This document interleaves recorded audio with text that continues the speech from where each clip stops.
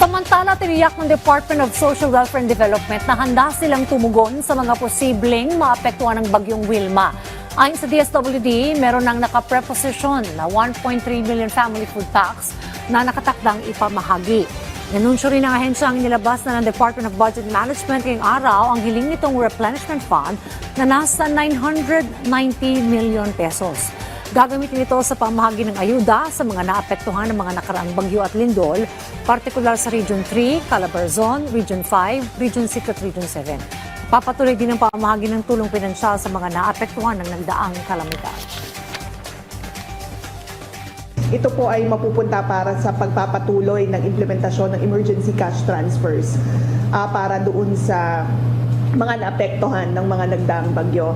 To be very specific, yung mga naapektuhan ng bagyong Tino at Uwan sa iba't ibang lugar po sa ating bansa ay makakapag-umpisa na po tayo ng pamamahagi ng financial assistance.